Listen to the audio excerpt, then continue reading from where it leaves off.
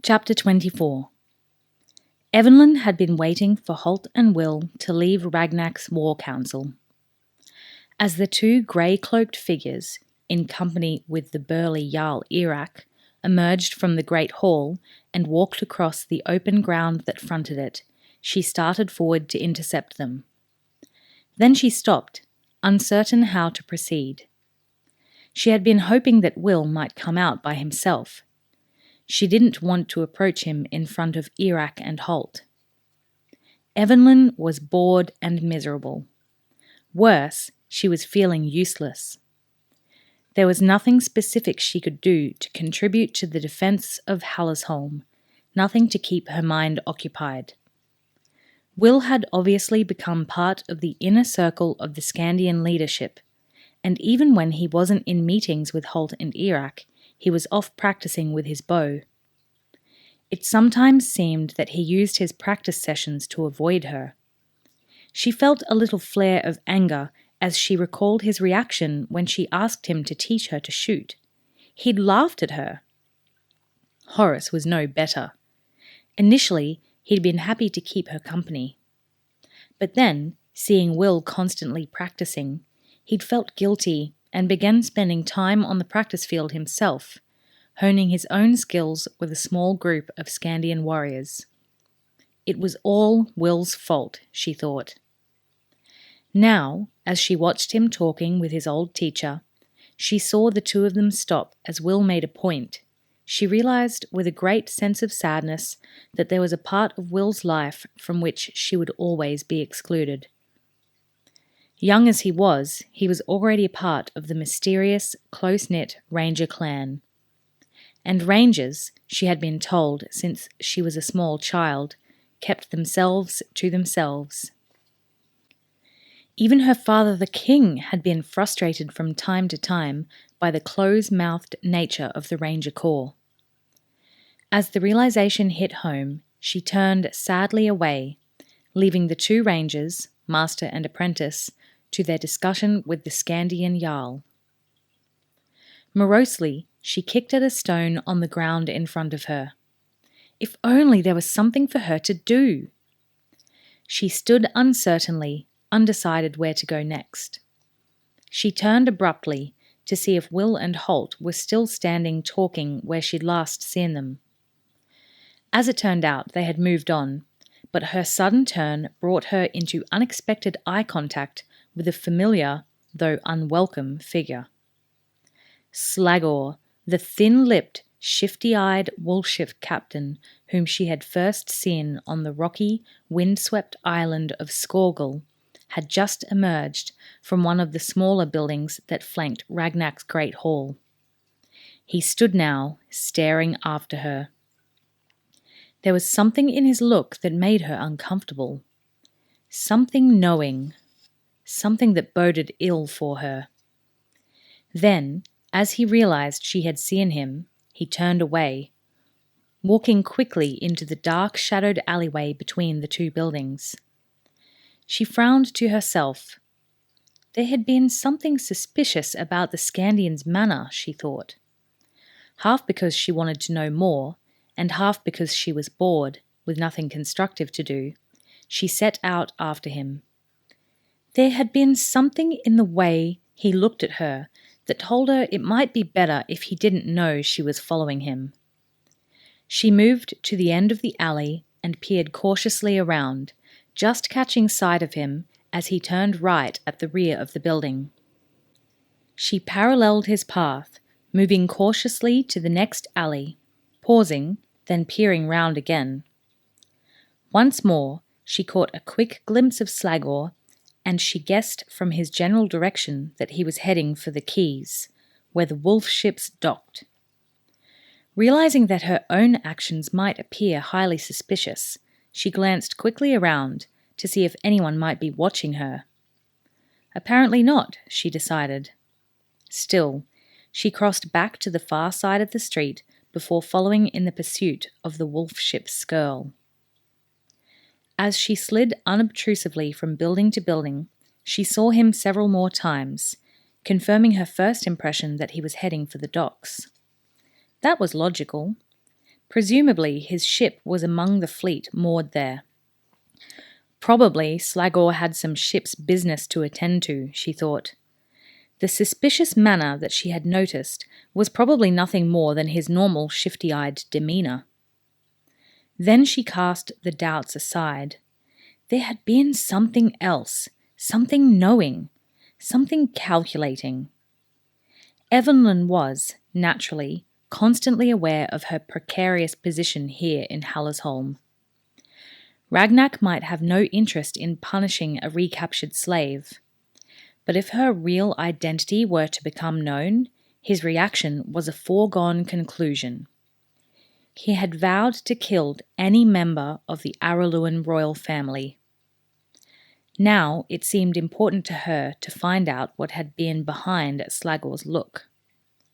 She quickened her pace and hurried down one of the narrow connecting alleys, emerging in the broad waterfront thoroughfare that Slagor had taken. He was 20 metres ahead of her as she peered cautiously round the end of the building. His back was turned, and she realised that he had no idea that she had been following him. To the left, the masts of the moored wolf ships formed a forest of bare poles, bobbing and swaying with the movement of the water. On the right of the street were a series of waterfront taverns. It was towards one of these that Slagor was hurrying now, she realised. Some instinct made her ease into a doorway as the skirl reached the tavern entrance. It was as well she did, for he turned and looked back the way he had come, apparently checking to see if anyone had followed him. She frowned to herself as she shrank into the shadows of the doorway. Why should Slagor be nervous, here in the middle of Hallisholm?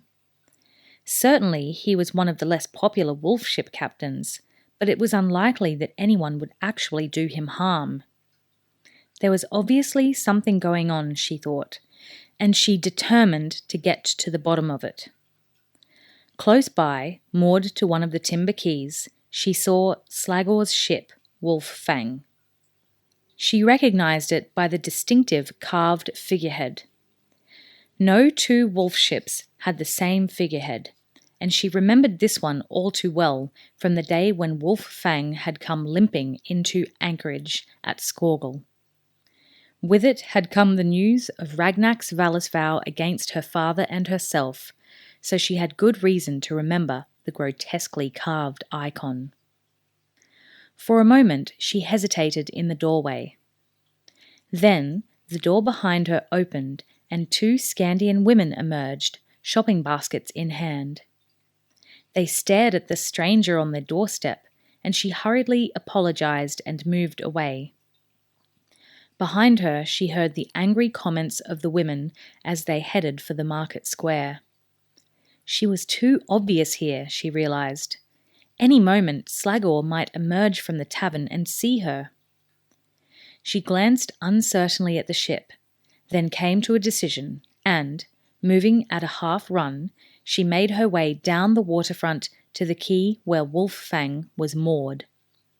It was reasonable to assume that Slagor might come here eventually, and then she might get an inkling of what he was up to. There was an anchor watch aboard, of course. But it was just one man, and he was at the stern, leaning on the bulwark and staring at the harbour and the sea beyond. Crouching below the level of the high prow, she approached the ship and vaulted lightly over the railing, her soft-shod feet making virtually no sound as she landed on the planks of the deck. She dropped immediately into the rowing well, set below the main deck, where the rowing crew would normally sit to wield their heavy white oak oars. The area was deserted at the moment, and she was concealed from the sight of the solitary guard at the stern. But it was only a temporary hiding place, and she looked now for a better one. Right at the prow of the ship was a small triangular space, screened by a canvas flap. It was large enough to accommodate her if she crouched, and she moved quickly into it now, letting the canvas screen fall back into place behind her. She found herself sitting on coils of stiff, coarse rope, and something hard jabbed into her side. Shifting to a better position, she realized that it had been the fluke of the anchor, and the coils of heavy rope were the anchor cable. With the ship moored alongside the quay, there was no need to use the anchor, and she remembered seeing Iraq's men stow his ship's anchor in a similar small triangular space when they had crossed the Stormlight. She thought it would be as good a hiding place as any for the moment. Then she wondered if she might not be wasting her time here. Odds were that Slagor had simply come this way to visit the tavern, and that after he'd drunk his fill of the harsh spirits the Skandians favoured, he'd probably head on back to his lodge. She shrugged morosely. She had nothing better to do with her time. She might as well give it an hour or so and see if anything transpired. What that anything might be, she really had no idea. She'd followed Slagor on an impulse. Now, following the same impulse, she was crouched here, waiting to see what she might overhear if and when he came aboard. It was warm in the confines of the forepeak, and, once she'd moved a few of the coils, the rope made a relatively comfortable resting place. She wriggled herself into a better position and rested her chin on her elbows, peering through a small gap in the canvas to see if anything was happening outside. She felt the footsteps of the sentry as he crossed to the landward side of the ship, giving up his scrutiny of the harbour, and heard him call to someone on the shore. There was an answering voice, but the words were too muffled for her to make out. Probably just a casual greeting to a passing friend, she reasoned. She yawned. The warmth was making her drowsy. She hadn't slept well the night before, thinking about Will and how their friendship seemed to be eroding with every passing day. She tried to dislike Halt, blaming him for the sudden estrangement between them, but she couldn't. She liked the small, roughly bearded ranger. There was a dry sense of humour about him that appealed to her. And after all, he had rescued her from the Temujai reconnaissance party.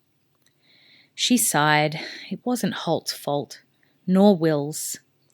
It was just the way things were, she guessed.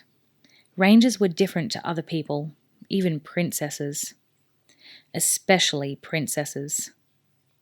She woke suddenly, thinking she was falling. She hadn't realised that she'd drifted off to sleep, lying here on the coils of rope. But she knew what had woken her. The deck beneath her had dropped suddenly as Wolffang heaved herself into a short-head sea. Now she could hear the creak and thump of the oars in their rowlocks, and she realised, with a terrible sinking feeling, that she was trapped on board. Wolffang was putting to sea, and she had no way of knowing where they were heading.